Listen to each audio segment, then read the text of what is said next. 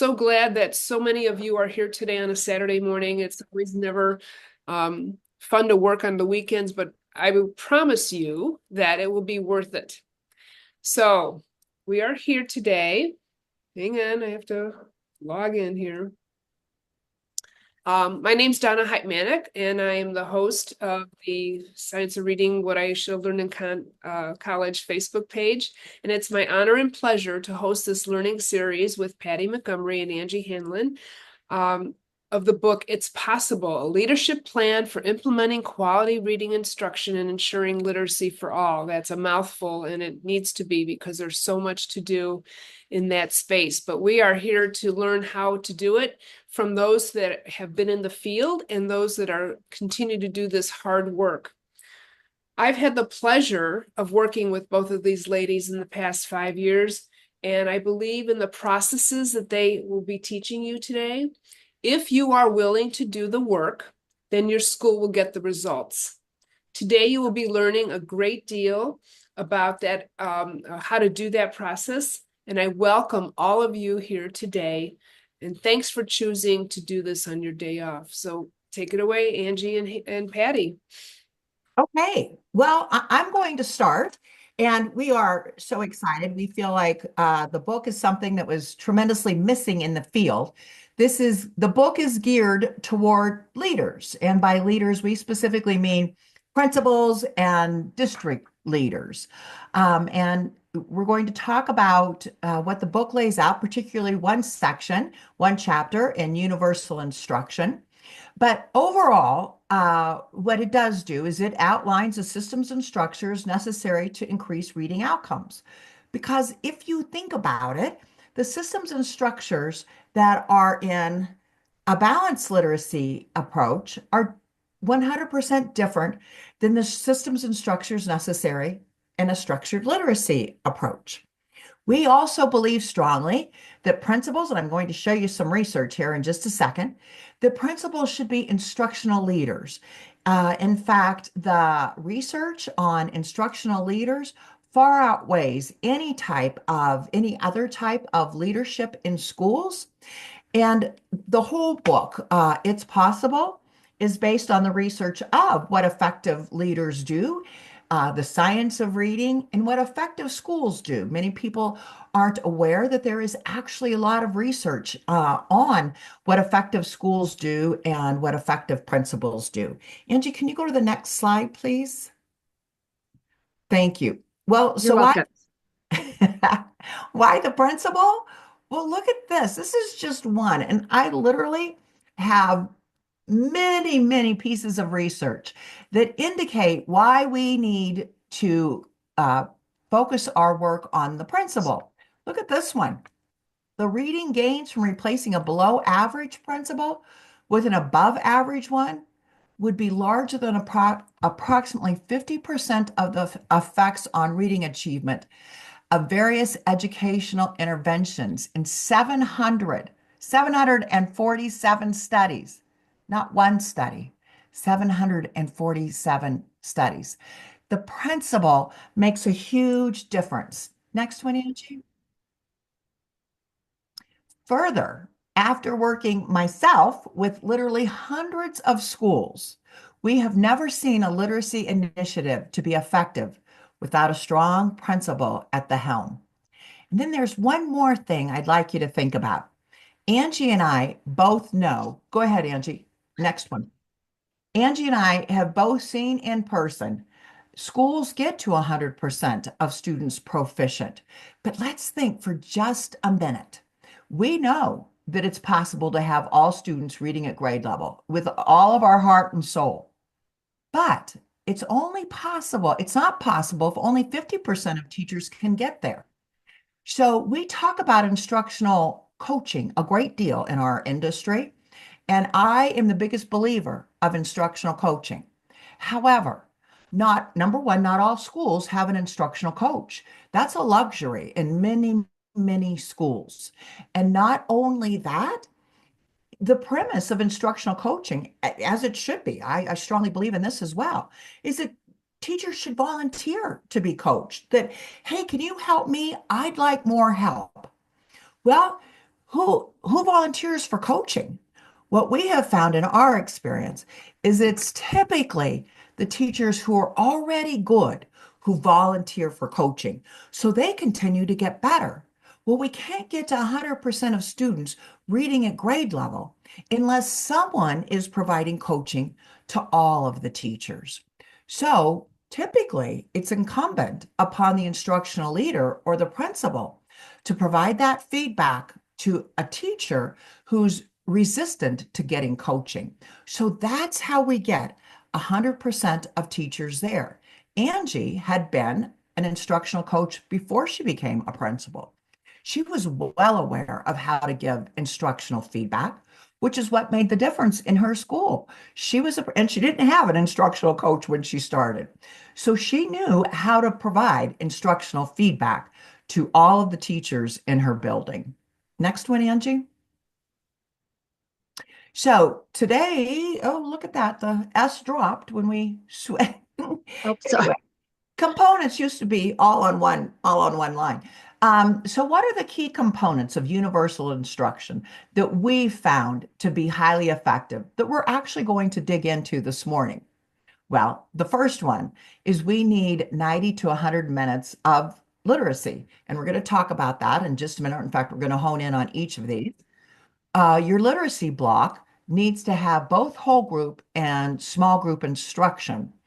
There needs to be an instructional hierarchy of skills delivered in an instructional hierarchy. It all needs to be delivered in an explicit manner in both whole group and small group. And there needs to be a clear and purposeful sequence of instruction. And there needs to be an instructional alignment of materials. Next one, Angie. Okay, so let's talk about, oh, that one dropped too. Let's talk about the literacy block for just a minute. And this is whole group instruction. The ideal time is really 120 minutes. You can see, and the book lays out how much time should be spent on the various components of literacy for each grade level. And so you can see kindergarten, first grade, second grade, and third grade through fifth and sixth. Today, we're going to have a principal with us, Stephanie Cole from Norristown School District, who we're going to introduce you to in just a minute. She's the principal of a school that only has kindergarten students. Can you imagine? She has nearly 300 kindergarten students. So obviously, Stephanie is focused on the kindergarten portion, but the times that's spent on each thing changes as kids get older in the literacy block. Next one, Angie. So there's also, as we teach in whole group instruction, how students should read an instructional hierarchy. We begin with the smallest component, phonemic awareness and letters and sounds, and then very much go to phonics, and then applying that research into decodable so that we immediately know how to use those skills when kids are ready for a decodable, which we find in kindergarten that they're ready for a decodable. And then we go to that direct instruction of vocabulary and the words that the students are going to encounter, and then fluency, language comprehension, and comprehension. Go ahead, Angie. Let's talk about small group instruction for just a minute. So we believe, and there's been a lot of talk on the social media in the past year about really our entire block should be just small group. And I have to tell you, though I believe strongly in small group, I also believe that we need a whole group stent and a small group stent. All students should be receiving grade level content, concepts, vocabulary. And you don't get that unless you have both whole group and small group instruction. There, it indicates how much time kids should spend in teacher-led small group instruction. If kids are above grade level, they don't need, and of course, it's best if we can get to all kids every single day in small group instruction. But actually, if we don't have time, we can get the above grade level group in just 2 to 3 times per week. Angie, the next one. So the next big part of explicit instruction is explicit instruction. But what many people are also unaware is that there are two big components to explicit instruction. There is the design of how your lesson looks, how we've laid out the lesson, and then there is the delivery. Many people think that I do, we do, you do is the component of explicit instruction. Yet explicit instruction also includes frequent student responses, monitoring student work. There's actually about 9 components between both design and delivery of the lesson that teachers should be using throughout the literacy block. Certainly not all 9 every day, but many components. In the book, we've included, Angie, the next slide. Exactly. This is part of what the design of an explicit instruction looks like. We start with the big idea. We clearly know the conspicuous strategies that we're going to teach. That's the I do part. And then the mediated scaffolding, how we do the we do and the you do. And then the mediated scaffolding. Anyway, all of those pieces are a part of the design and the delivery of the lesson. Angie? So there is a definite cadence to the literacy block. As I mentioned, the ideal time is about 120 minutes, including both whole group and small group instruction. And gradual release, again, what we think of as I do, we do, you do, is not just from the teacher teaching. It's also a gradual release of knowledge to the student in 2 ways. So when we begin our lesson, as we talked about, we start with phonemic awareness and phonics, the smallest pieces of reading. But then as we go on throughout the course of the literacy block, in one literacy block, by the end, we've taught them reading. We've taught them reading components. So kids should be reading every single day. But our gradual release also extends throughout the week. In the beginning of the week, we have much more teacher-directed instruction. And by the end of the week, students should be practicing more. Teachers should be stepping back, and students should be engaging more in their work, regardless of the grade level. That's true from kindergarten to 5th or 6th grade. We have to make sure that students make those connections, but are doing something authentically. So we start with the small, make connections to the next bigger item, and then the next bigger item. Go ahead, Angie. And we have to ensure that they are reading what you are teaching every single day. Phonics, phonemic awareness, vocabulary, they shouldn't be taught as singular activities. Each one must be aligned so that students get more opportunity for repetition and to build on one small thing to the next. Learning to read, as I said, is not different activities. It's about using the skills to complete a real task so that children absolutely love to read. Okay, Angie, I'm done. Okay. Take it So, over. okay, Patty, is it best then for me at this time to stop sharing? Yes, I think so. Okay. All right. Okay. So, I stopped. So now is it okay now? Okay. Okay. Are we good? All right. Good morning, everyone. Thank you so much for being here. Patty and I have been so excited to talk about this and get this information out to educators. So I'm so glad you're here. the rest of our time together, how we're going to frame this is I'll be talking for a few minutes about my experience doing this work, and the work is transforming universal instruction. That's our topic for today. I will then bring in another principal that Pati mentioned earlier, Stephanie Cole, and we'll talk about her journey and what she's doing right now with her team and the results that they're getting.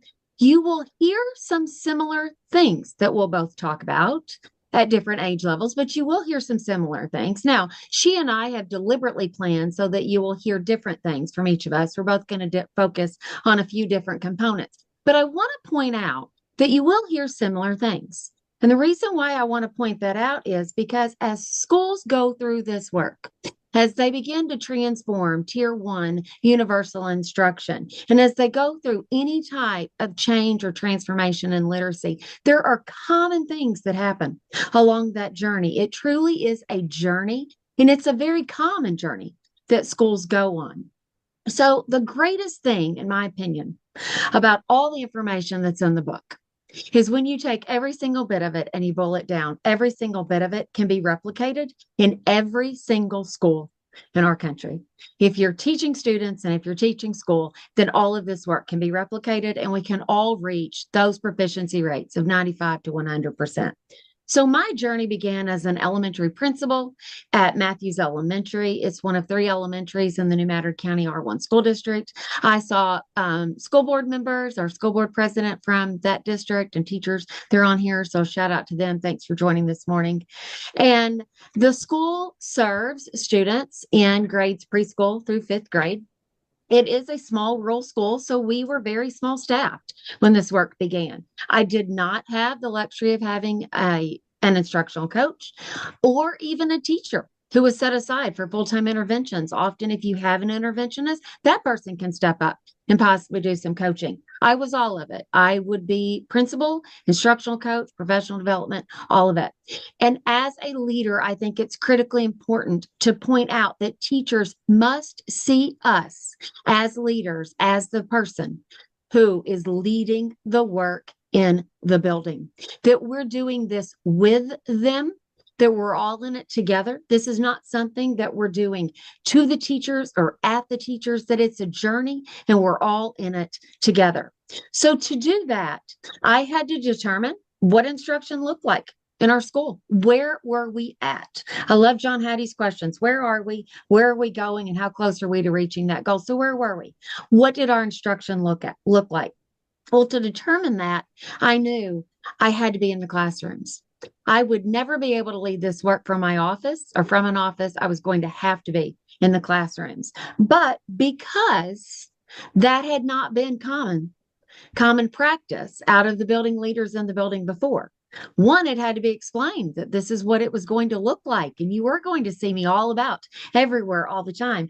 But I had to strategically and intentionally plan for this and set aside time to be in rooms daily, and the teachers would know I would be there. I actually brought in the help of the building secretary to support me in this and to say, this is my schedule. We're going to protect these times and make these times sacred. I will be doing this on a daily basis. I had her help in supporting me with parents to say when a parent called. Of course, if it was an emergency, no, I would have taken the call. But to say, Mrs. Hanlin is in classrooms and she will answer this message. She'll take this message as soon as she gets back. So as leaders, we have to intentionally, strategically plan for this to happen, because I can tell you, if we wait, it will never happen accidentally. It will not happen by accident. It is intentionally designed. So where was our instruction? Well, I knew from the amazing training that I had had on the science of reading from Dr. Jan Hasbrook and Dr. Vicki Gibson, and then when Pati came into my life, that science of reading research tells us that instruction needs to be 2 things. It needs to be systematic and explicit. And that's what I went into classrooms looking for. And I can tell you that the instruction was neither one of those things. It was not explicit, and it most definitely was not systematic. And as a superintendent, I went on to become a superintendent, and I had the exact same journey. It was neither of those things either. Teachers were not only not teaching explicitly, more importantly, they did not realize they were not teaching explicitly. They did not realize they were not designing explicit lessons and they were not delivering explicit lessons. So they were going to need a lot of professional development, coaching, and support. But the first thing they needed is what Pati pointed out. And it's something that I mistakenly understood my first several years of teaching. I focused on explicit instruction as the delivery. Was I delivering it in an explicit manner? But I learned you can't deliver an explicit lesson if you haven't designed for an explicit lesson. So we began with a design component. To do that, we started with a common lesson plan template that teachers were coached on how to complete that. We had expectations with that lesson plan template that lessons would be designed on a grade level standard. There would be a clear learning objective, and that learning objective would be shared with students. It would be posted. Students would read it along with the teacher. It would be explicitly referred to multiple times through the lesson. They would state the relevance of why students were learning that day, why they needed to know that information. We took the focus off of teaching and placed it on the learning. So it's not whether we had taught the lesson or not. It's had the student learned it. So we deliberately designed, how are we going to check for that? What would our check for comprehension be to see if the students had learned it? We shared with students the success criteria. We built that into the lesson plan. This is how we will know if you have learned it. So this led us, by looking at that, we realized that every single lesson was going to need that component. We built it into our lesson plan of I do, we do, you do. Because really, when I surveyed teachers, when I said, what does explicit instruction mean to you? That's really all they could give me. They had heard of Anita Archer and they had heard of I do, we do, you do, and they didn't know much beyond that. So when teachers got really good at designing the lesson, and then we started focusing on the delivery of the lesson, was it explicit? Were the students engaged? Was there teacher talk and student talk? And how are we eliciting those responses from the students? Were the students reading aloud? What did that lesson actually look like when we got to the delivery phase? And when the teachers got really good at something, we went and we had other teachers go in and watch them. We made video clips and then shared it throughout. We celebrated any and all growth by our teachers. And we focused on one thing at a time. By working with Pati, I learned one thing at a time, and we waited until 85% of teachers were doing it consistently 85% of the time. And like I said, we focused on all growth, and I shared those percentages out. Hey, I just completed a series of walkthrough, and 85% of teachers had a clear learning intention that was based upon a standard. Very explicitly explained to teachers what I was saying. There was a walkthrough tool that the teachers had in their staff handbook, in their binder. And they knew this is what Mrs. Hanlin and what Angie's looking for when she comes in. And when people come in my room, this is what is the expectation that they will see. And then when we were working through all of this coaching and support, after they had had the professional development and I was doing all the walkthroughs, I then stopped and asked the teachers. I had been an instructional coach, and Dr. Jan Hasbrook had coached me on how to be the instructional coach. Then I went and I actually said to the teachers, I met with them, what do you need from me for coaching? Do you need? Some said they needed for me to sit down and help them write and plan out those lessons. That's where they were struggling. Others said I need it modeled in my classroom. So if I see it, then I can do it. Where others said, you know what? I feel comfortable after the professional development. I want to try it, and I want you sitting there to give me the feedback as to what I need to do next. So after we started working on that, this led us, as Pati had talked about previously, to completely redesign the literacy block. And not only redesign the literacy block, but to take the 90 or the 120 minutes and to break it into these chunks. How much time would be spent on each component? So we did that in the K2 section and the 3-5 section. And then we had to determine what part of the curriculum that the teachers were using would be given in whole group, what part would be given in small group. So then we dove deeper and we really drilled down. What will teachers bring out in their instruction in whole group, and what part of it will be done in small group? And we really worked to perfect all of those components. But I want to point out some key things that teachers struggled with because I think it would be common with teachers everywhere. One of those was as they were teaching the subject of reading and then really got into the content, they did not understand the difference of teaching the skill versus strategy, a reading skill versus a reading strategy. They did not know how to differentiate that instruction in small group. They did not understand what were the most effective ways to check for comprehension to see if students had gotten it or not. They did not know what might need to be on an exit slip. Classroom discussion, how to elicit those responses. So instead of just calling on one student at a time, how do you get choral responses? We brought a lot of signals, focus, think, speak, motions into all of that. And that was commonplace. So that led to the systematic piece of the instruction. Another thing that teachers struggled with was how to get more than one student reading at a time. Because when I first would go into walkthroughs, not only were students not reading during the reading hour, they were not reading aloud. Teachers were doing most of the reading, or students were reading silently. So how to get everyone reading? Boys read this with me, girls read, students read to me, read with me, all these different ways. So as we started working on that, then we were able to start looking at systematic instruction. And when I say systematic instruction, what we mean by that is it's consistent and systematic throughout the building. It's not one teacher doing one thing in one room and another. Now, I don't mean a cookie cutter approach to that because it looks different at different grades and it can be delivered differently by teachers. But one of the first things that we said this is going to be systematic in our building was how we would teach vocabulary. We had a systematic approach to vocabulary that was based on research, and then everybody in the building taught vocabulary in the same manner. And I want to point out there how powerful that was for our students, because then they didn't have to relearn a new approach and a new strategy at every grade. It also helped then for teachers to go watch other teachers. So we continued to work through that walkthrough. We continued to give the teachers the coaching and support that they needed. And then by that work, something happened. And I remember the day I sent an email to Jan Hasbrook about it, and a text, and then a follow-up phone call to Pati Montgomery. And I said, the dialogue has changed in our building. We had a weekly instructional focus, and it changed the dialogue. Teachers began then talking to other teachers about what are you doing in your room? How are you getting the results? What are you doing to get the results in your data?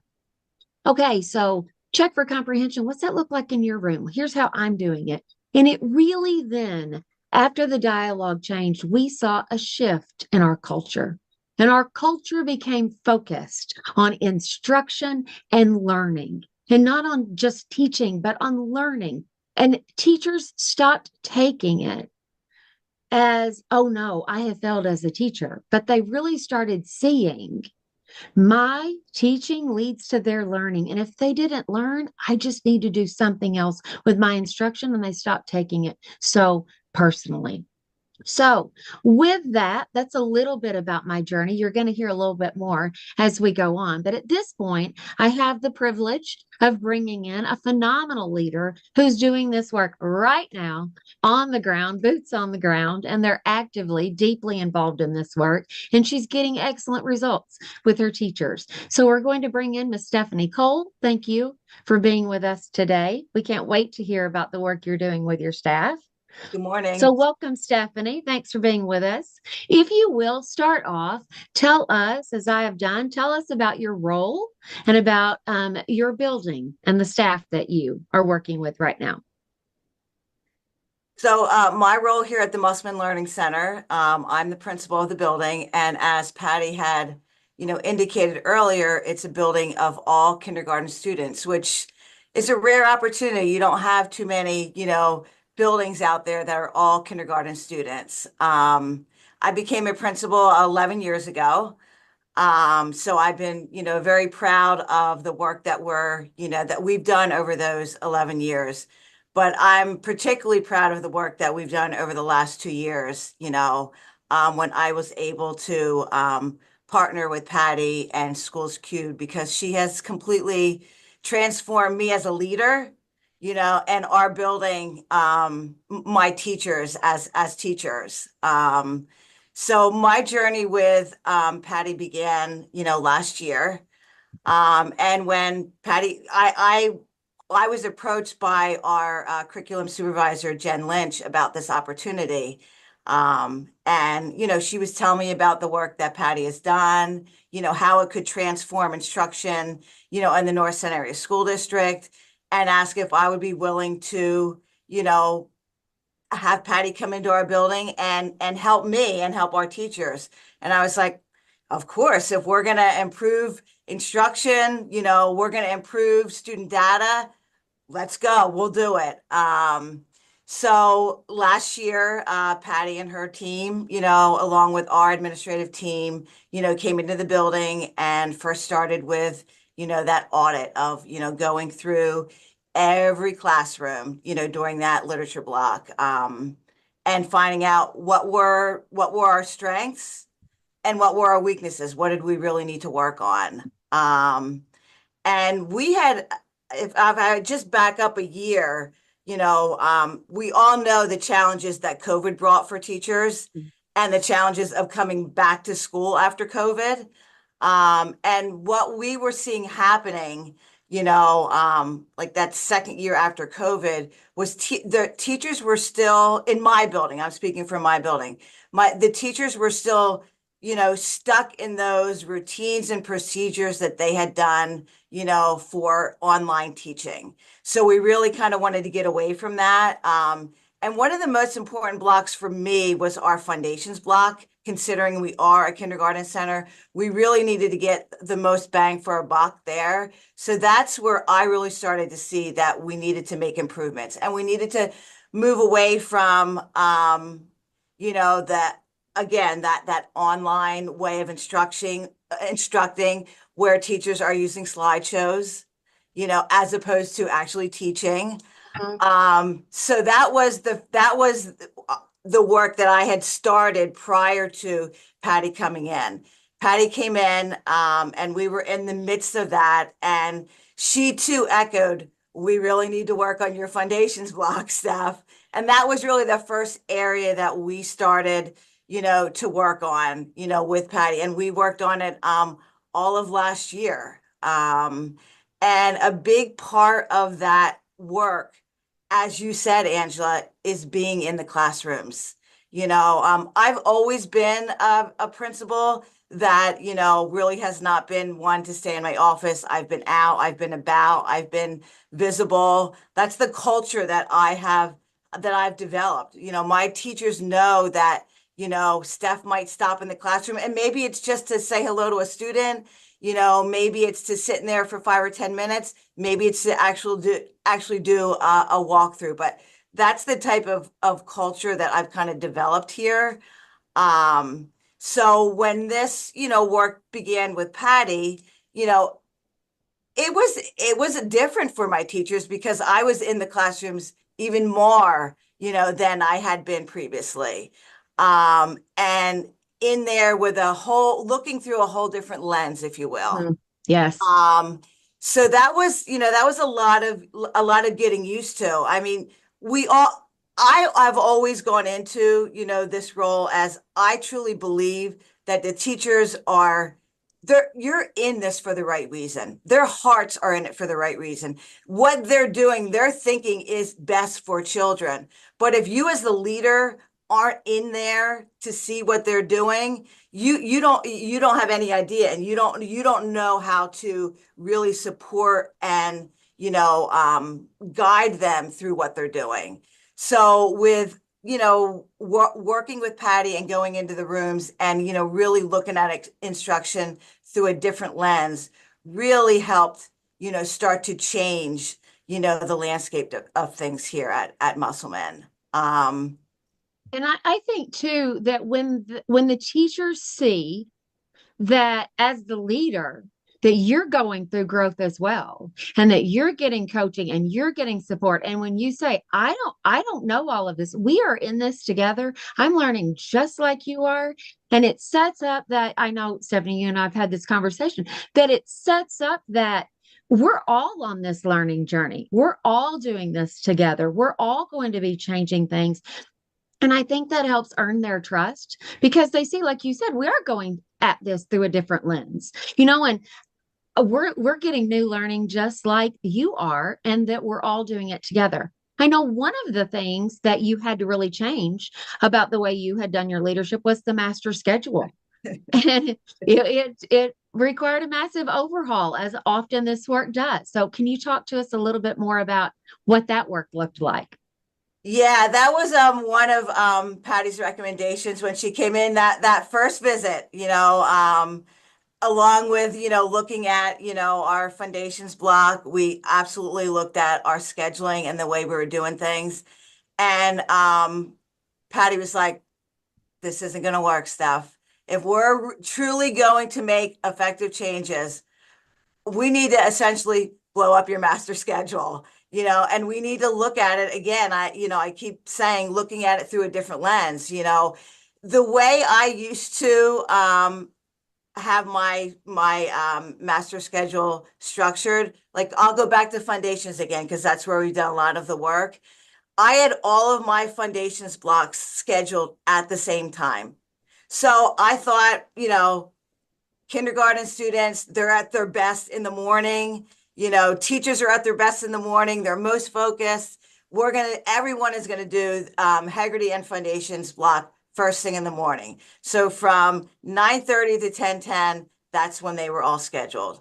And working with Patty, she helped me understand, in order for you to really be able to effectively get into classrooms, effectively coach, and effectively make changes, we need to look at that schedule, and we really need to, stagger that so that, you are not, foundations is not all in the morning, it's throughout the day, and we really needed to look at the amount of time that we were, giving that foundations block. We needed to look at the time that we were giving that full group.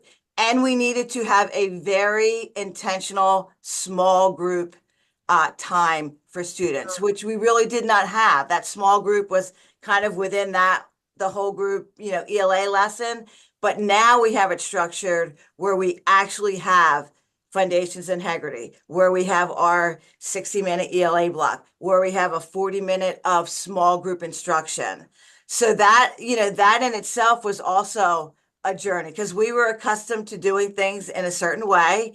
And we found that, well, I found out that we've changed it, that it wasn't most effective for students, and it wasn't most effective for teachers or myself as a leader. Now that we have, a schedule like, Patty had talked about, you talked about, Angela, we are really able to, get into classrooms more effectively, be able to give feedback around, what's happening in a more effective manner. So we really had to, really kind of take a look at that.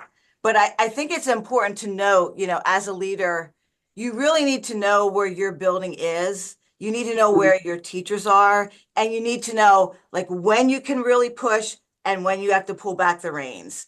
So important. Yeah. So So Patty came in important. and said, we're gonna change the schedule. I'm like, whoa, Patty, just let's put the brakes on a little bit, and we didn't make that change to our master schedule right away, because my teachers weren't there yet. We weren't ready as a building to midway through the year, completely change that master schedule. So we worked on things that we could around the schedule that we had, and with the goal and the intent of, making those changes little by little. But again, I go back to knowing your teachers and knowing your staff and knowing when you can push and when you need to pull back. And two, and we had to do like a no blaming, no shaming zone because teachers don't know what they don't know, and it was one of those things like they had just been thrown. Okay, here's your 90 or here's your 120. Fit it in as you best think it fits. Well, I mean, can you imagine opening up a curriculum and be like, okay, I've got all these things that I've got to piece together. And so that's where it's critically important that they're being led through the work by an instructional leader because the effect size of the instructional leader is so huge. So we've talked in a previous conversation that we have found as leaders, there are some pretty big levers for change. What do you think one of your biggest levers for change was as you've been doing this work? Well, I think one big lever, again, I'll go back to school culture because to me, that's the groundwork. That's really the foundation that you build your building on. So when I came into this role, creating, a very inclusive, very family-like, very team-oriented, approach, I think that that's a really big lever. Like you had said, Angela, the teachers need to know that you're in this work with them, that it's a partnership, that you're learning alongside of them. So now, when I have, and even before, whenever anyone would come in, like any of my instructional coaches, my, ISTs, my reading specialists, Jen, our curriculum supervisor, I'm there next to them, as they are leading professional development. I try to be in every professional development. Now, does that always happen? No, it doesn't always happen, but I would say that 95% of the time it does happen. So I think that sends a clear picture to the teachers that Steph is in this with us, and she's going to help us along this journey. And I think the other really big lever was just being in those classrooms, like over and over and over, and providing feedback. Like every time you would go in, you would give them like a nugget, like, this is what I saw that went really well. This is where we need to make a little bit of a shift. Yeah. I'd like to jump in for 1 second about Stephanie's culture. Number one, what she's just described is 100% true. However, I want to make it clear that Stephanie has a productive school culture. And what that means is that they readily take feedback from Stephanie. It's not, oh, we're just all nice to each other, even though, yes, they're nice to each other. But Stephanie has created a culture in which feedback from her is accepted and, oh, nice tip. Thank you for that. So it's really important that we get the message across that Stephanie holds her teachers accountable for what she's asking them to do, but she doesn't do it in this is a gotcha kind of thing. It's, Right. hey, I noticed this. I will tell you, when we started on this journey, Stephanie knew what that teacher's manual said in foundations so that teachers didn't miss a step. Many teachers, when we just let them off and go, interpret the teacher's manual the way they want to interpret the teacher's manual. But Stephanie could see, once she was in there all of the time, exactly what she should be looking for and exactly what she should be giving them feedback on. Consequently, students' results started to skyrocket. And guess what? The teachers felt good about what they were doing. So it's that productive culture that, in fact, the research indicates that it's the productive culture that's what teachers really want in their buildings. Sorry, thank you. You were only telling half of the story of what you had done, Stephanie. No, and that's a really good point, Patty, because I've always said to my teachers ever since I became, a principal, like, the work that I do with you is never about, and I got you. That has never, ever been the culture that I have wanted to, have in this building. I always look at me being able to go in, observe classrooms, give feedback as a growing opportunity for them, but also for me, growing as a leader. And I think that that's what's really important, because the teachers, I hope that my teachers would say, that, Stephanie doesn't come in and, she's just picking apart everything I'm doing wrong. It's really about a journey of partnership, a journey of 100%. teamwork, and a Yes. journey of family. We're all in this together, and the end result are our students. And they've Absolutely. embraced that. Yeah. And I believe they we have. we know that this work leads to improved student achievement, but we're going to talk just for a few minutes about one other thing. We also know, though, that this work is empowering for teachers, and it can change the way teachers look at teaching, instruction, and growth, because it's not about perfection. It's about constantly just continuing to get better at our craft, and that we're all just experiencing growth. So, in a prior conversation we've had, we've talked about that the teachers begin to see this as feedback is for their growth as well as a teacher. And so it kind of changes even the way they start looking at the evaluation system, that this then can be a tool for growth. Again, it's not a gotcha. It's not something check for compliance. Oh, here they are doing their summative. But this can actually be a tool for instructional growth and for growth for the teachers. So can you talk just for a few minutes about what have you seen happen to your teachers and the empowerment that's happened to them? Well, they've definitely seen how, making tweaks and changes to their instruction has really paid off. The data is showing it to us, so that's very empowering for a teacher to see, where a student starts, and where their journey, continues. And, I think another, piece of it is another piece of that, the data and feeling good about what they're doing is they are now getting, feedback from the other buildings that we're sending our students to, first grade teachers, reaching out, or instructional coaches from that building, noticing what a difference those first grade students are coming to their buildings equipped with. So that, in itself, you kind of have to puff your chest out to that. Although I will say that I have a very, very humble group of teachers, and they're not about like shouting their accolades. They're, they let it sink in, and they just continue to do the work. So I think that, that definitely, we've definitely seen a change around that. We've definitely seen, a change around the way they deliver their instruction. Before there were times when it was very monotonous, very slow. One thing I will always hear Pati saying, perky pace, perky pace, perky pace. So they have really, kind of adapted more of that perky pace and teaching with intention, being very intentional about what they're doing. Now, are we still working around that? Yes, we are. We definitely are.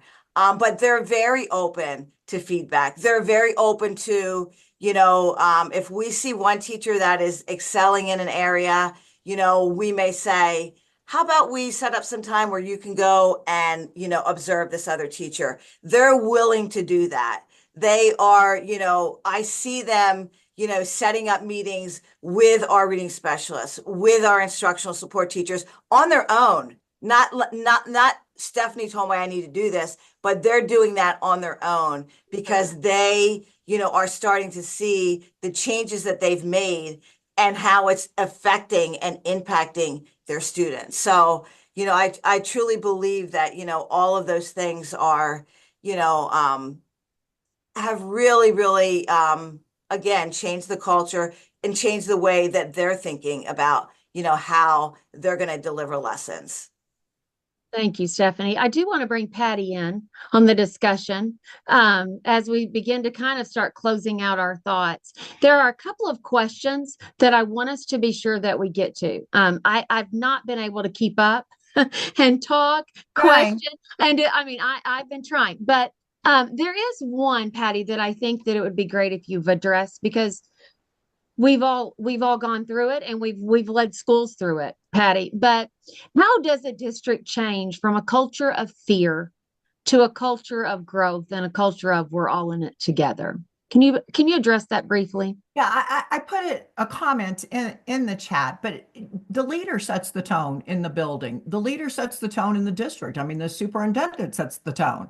It all comes down. And I think number one, I mean, Donna offered this earlier. Vulnerability is a huge one. As a principal, we have to be open to say, I don't know the answer to that, you guys. Let's find that out together. And then you follow up on that. You know, speaking of follow up is one of the biggest components of trust.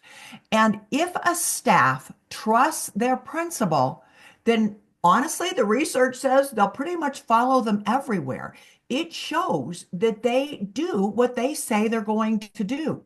I think one of the things that principals make a mistake about, which is what leads to a culture of fear, is acting like they know everything. And we've got to give up that notion and be side by side with our teachers, still the leader, but saying, I don't know. I'll learn with you. I mean, what Stephanie just said is absolutely true. She's in all the professional developments. She gets out the Foundations Manual or the Wit and Wisdom Manual and says, huh, let's find that. How does that work? Let me see. I wonder, is this what they mean? I mean, she's coming from a place of inquiry, just like the teachers are, not a dogmatic place at all. And that is a huge difference. Coincidentally, in the book, when we do a chapter on collaboration, because that's where this feeling comes from, is building an atmosphere of collaboration. And there's a little survey in there on trust. How do you display trust with your teachers? And for people who get the book, it would be for principals interesting to take that survey and find out how they could grow in making sure teachers trust them. Thank you. So there's another one, and it says, how can we support and design instruction for struggling readers in both middle school and high school who didn't have the opportunity for these types of great early interventions? I just want to quickly address that. And then Patti, I know you'll have something to add to it because you've done so much middle school and high school work. But as a superintendent, when I began, the work was only previous to me being here, was only being done. The science of reading work and instructional based practices. I had actually been the consultant, a Schools Cube consultant at the district where I ended up being at. And we came in for middle school and high school, and none of this had been done. And it was the exact same thing. It was starting with the design of a lesson and the delivery of the lesson, because we really had to drill into that scaffolding approach, because their grade level standards were here, but the students might be here on their reading ability. And so coming from a very good place and a good heart, a common thing to do is I'll lower the expectations a bit, or I'll lower the rigor, or I'll lower. Started. And so we absolutely can't do that. It's scaffolding. How do we get them there? And that's where the design of the teacher comes in, of knowing, okay, this is where they need to be. This is where they are. How do I get them there? So Patti, do you want to add a little? I know you'll be dying to. You want to jump in? Yes, well, actually, the work at the secondary looks a little different than the work at elementary. And I know that Stephanie Cole is from Norristown Public Schools, but I'm going to do another shout out for Norristown Public Schools because they're doing absolutely amazing work. And at Eisenhower Middle School in Norristown, they have put these practices into place. And what we have found is interventions, and well, that there's really a 5-tiered system of support at the middle school level. Not only must we provide interventions, and I noticed that someone said that they've put in an intervention hour. We actually typically have so many students in the middle school that are behind. We need to be offering interventions all day for the most intensive readers. And then exactly what this listener said, or what this participant said, is an intervention hour for strategic learning of those content standards. So it does look a little bit different, but we need both an intensive intervention and then an intervention time for each content area where students who are struggling in the content can receive more intervention specifically related to state standards. The results can happen quickly because, as you know, 100%. You when should see Eisenhower. you were on the ground with us too in Wisconsin, and 66% of students were in tier 3.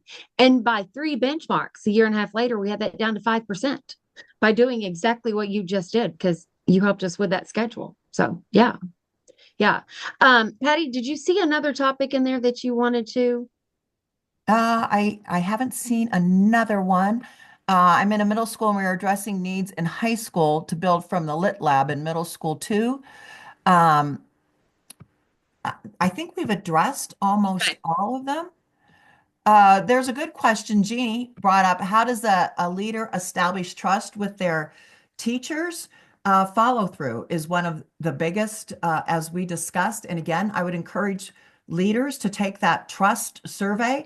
There's actually 5 facets of trust. It's not just follow through, it's benevolence and showing vulnerability and things like that. So the quiz has you decide, or by going through the quiz, it shows which of the 5 facets of trust you're the best at, and which ones you need to beef up a lot about. I think another thing that principals don't do enough of is, and Stephanie's great at this, and Angie, you were too, celebrating with teachers when they saw success. Not false celebrations, but true, genuine celebrations. Yes. So this brings us to the end of our hour. I know we have talked about a lot and we've thrown a lot out there. This is just session 1 of our learning series. We have 2 others. This one was on universal instruction. We still have database decision making and collaboration that we'll be talking about. But I'll say just a tiny bit and then I'll let Patty close us out and see if Stephanie has a closing statement. I cannot stress enough that this really rises and falls on leadership. Not only are our students counting on us, but our teachers are too. This is so doable. We can do the work, but it is something that it is intentional work. And it is making that decision that we're going to get on this journey. We're going to transform literacy. Our students deserve better. Our staff deserve better. The school can do better. And getting everyone on the same page and saying, you know what? We're going to develop a culture where we are going to celebrate any and all successes. And we're going to continuously be pushing for growth, not to be perfect, and about that radical acceptance of data, which we're going to be talking about in our next one. But it's not that we aren't there, we can't get there. We just aren't there yet. Stephanie, would you like to say anything before Patty finishes us up today? No, just to echo, what you said, Angela. I mean, again, the instructional leader, the principal really is at the helm of things. And if they're, not truly engaged in the work, it's not going to get done. I mean, your staff is looking to you, to lead them, so if you're willing to be in the mud, if you will, with them, I think that really, speaks volumes to them. So it's, and Patty, vulnerability. Whenever I talk about the work that I do with you, I said, I'm probably the most vulnerable I've ever been in my career, Yeah. in this work. Truly, truly. But vulnerability in a good way, because you have pushed me in ways that really have helped me grow and help my staff grow. So Thank from the you. bottom of my heart, I truly, truly thank you. And I would be remiss if I didn't also thank the North Center Area School District for allowing me the opportunity to work with working with Schools Cubed, specifically Jen Lynch, who has really, been by my side throughout this work. I'm not an expert in everything, and I will be the first one to admit that. And I'm okay saying I need help in this, Yes. and I Yeah. think that's part of that vulnerability. And also, a huge shout out to my leadership staff who, support me each and every day, and my teachers. I mean, they are truly, truly rock stars, and I couldn't do what I do without all of those people. So I just wanted to take a moment to thank. Thank you. I remember going through the journey and saying, I mean, and Patty, I was being stretched and pulled and challenged and all of this. And I thought, I did say to her, though, the extreme power and the chance that I've been given to learn how to do this from the very beginning, from someone who was right there and to coach, and I thought, if I can just put all the stuff in my head aside and look at this as the growth opportunity that this can be, it is the hardest work still to this date, this today. It's the hardest work I've ever done. And Patty and I both say this at different points in the book. Hardest work I've ever done, but by far, leaps and bounds, the most rewarding work I've ever done in 100%. my career. Exactly. Patty, you want to close it out? No, just that my mission in life, I think, is to make sure people understand that it's the instructional leader that makes a difference. And we're not educating our instructional leaders, we're not supporting them nearly enough in this country. And if we really want to make a change in literacy outcomes in the United States of America, then we've got to get it to our instructional leaders. We just have to. So, Donna, how about you? Okay. I echo that completely. And I've heard this from other people say, this is the hardest work I've ever done, but this is the most rewarding work I've ever done. Because how can you dismiss growth for your kids? That's why you're there. So it's all win-win for everyone. So folks, we will see you next week. Same time, same station. And thank you for being here. It was just an amazing day. Thank you so much. All right. Yes. Next time it's on database decision making.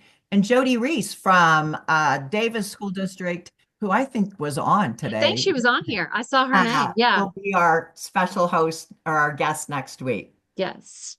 Thank you, everyone, for joining. Thanks, everybody. And thank you, Donna, for even allowing us. 100%. Yeah, this opportunity. Absolutely. Yes. My honor. All right.